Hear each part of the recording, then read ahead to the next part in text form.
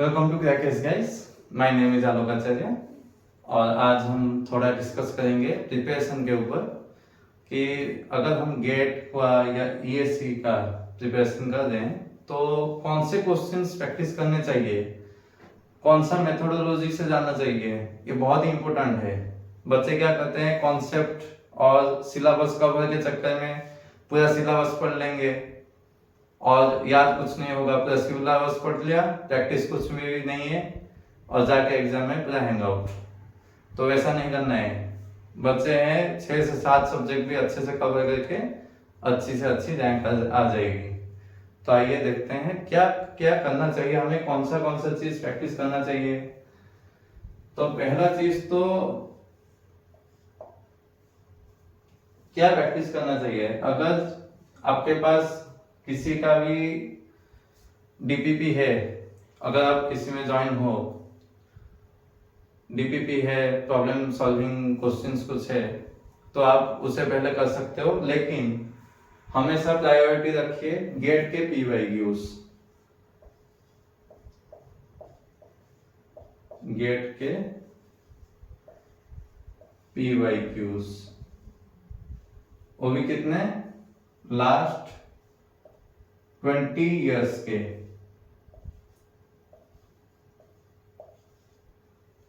या minimum 10 years, 20 years या minimum 10 years at least.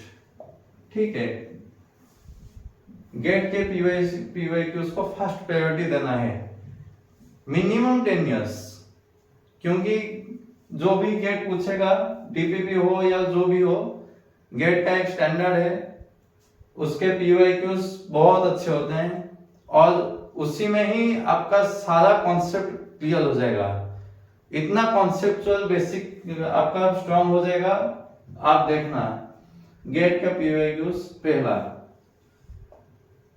दूसरा बहुत ही इंपॉर्टेंट, बेसिक बिल्डअप के लिए ईएसी का प्री के क्वेश्चंस, ये भी लास्ट आप ले सकते हो 20 इयर्स का। ईएससी प्री के क्वेश्चंस बहुत ही अच्छे होते हैं, बेसिक क्लियर करने में बहुत ही तगड़े होते हैं। इसका अगर ईएससी प्रीलिम्स का क्वेश्चन आपने कर लिया ना, और ये भी करना है तो 3 से 4 बार, ठीक है।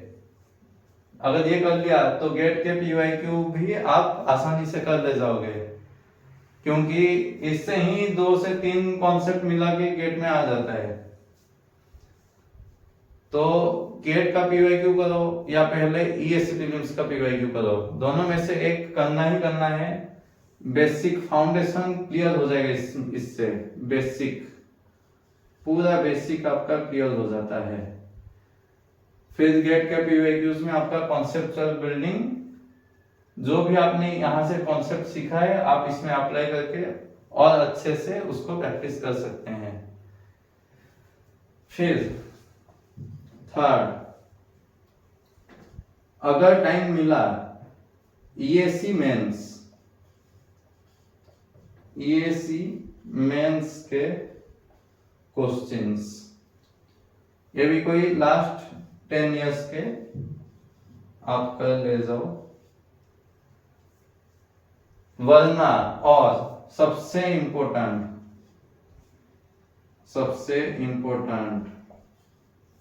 अगर ये भी नहीं कर रहे हो तो सबसे इंपॉर्टेंट क्या है, follow first 2 line points, first 2 points 3 to 4 times।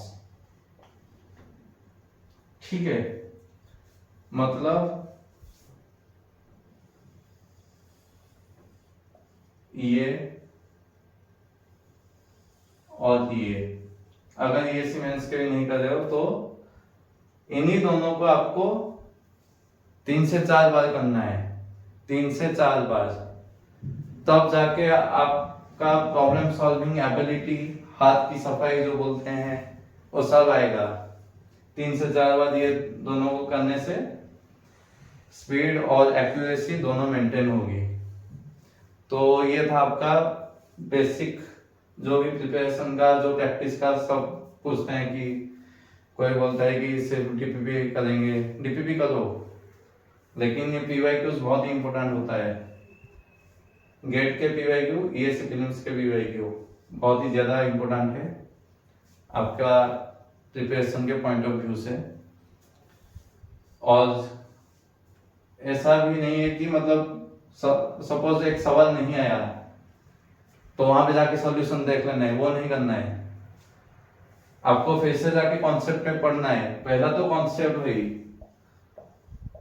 Concept अच्छे से पढ़ना है। क्वेश्चन नहीं हुआ तो फिर से जाके कॉन्सेप्ट पढ़ो, फिर प्रैक्टिस करो पीवाईक्यूज। और क्वेश्चन होगा, अगर नहीं हुआ, कोई 1-2 नहीं हुआ तो उसको टाइम दो, 1 से 2 दिन, तो वो फिर बनेगा। और फिर भी नहीं बना तब जाके सॉल्यूशन पे जाना, जो किताब के पीछे होता है। लेकिन नो डाउट तब तक आपका बन ही जाएगा। तो इतना आप कर लोगे तो more than enough, more than enough. ESC prelims के क्वेश्चंस हम करवाएंगे, उसमें मैं दिखाऊंगा कैसे 2 से 3 क्वेश्चंस ऐसे हैं जो कि मिक्सअप होके या कुछ वैल्यू चेंज होके, मिक्सअप थोड़ा होके गेट के पीवाईक्यूज में आए हैं। लेकिन गेट का पीवाईक्यूज बहुत ही इंपॉर्टेंट है कॉन्सेप्चुअल बिल्डिंग के लिए। कुछ टॉपिक्स तो तगड़े मतलब होते हैं और उसका पीवाईक्यूज से ही उसका कॉन्सेप्ट बिल्डअप होता है। आप जितना भी उसको पढ़ लो, उसका थ्योरी वो होगा नहीं, उसके लिए प्रैक्टिस तो चाहिए। ठीक, तो थैंक यू गाइस। अगर आपको पसंद आया तो like, share and subscribe. Thank you.